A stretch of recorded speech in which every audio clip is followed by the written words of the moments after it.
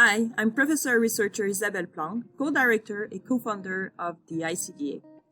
I've been interested in the links between the environmental pollutants and cancer for over 20 years.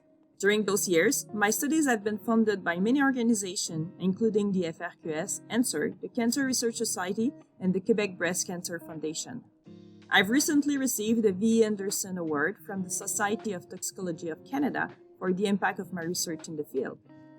More specifically, my team and I are trying to determine whether exposure to certain endocrine disruptor can interfere with the normal development of the mammary gland and thus increase the risk for breast cancer.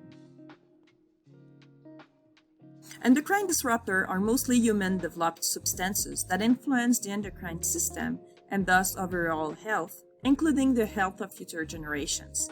Normally, to assess the toxicity of products, governments rely on dose response analysis. We give increasing doses of a product, and we base the legislation on the dose at which the first effects are observed.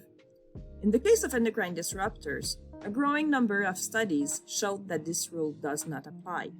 Endocrine disruptors can have important effects at low doses, lower than those determined by dose response studies, especially if the exposure is prolonged or if individuals are exposed during sensitive periods of their life.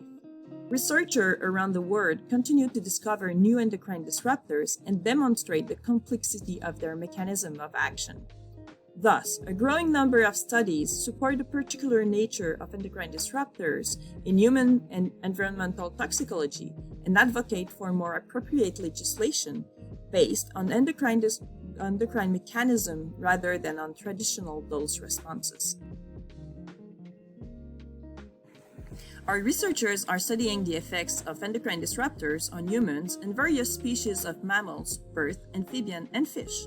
They are also developing innovative models to mimic the structures of organs in laboratory to understand the complex mechanism of action of endocrine disruptors.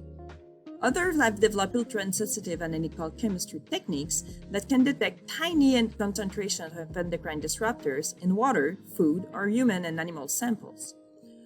Some of our researchers are working on methods to safely eradicate endocrine disruptors.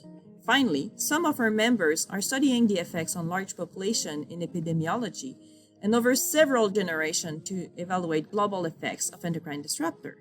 Thus, our intersectorial group covers all the issues related to the presence of endocrine disruptor in our environment. On behalf of all members of the ICDA, thank you and hope to see you soon.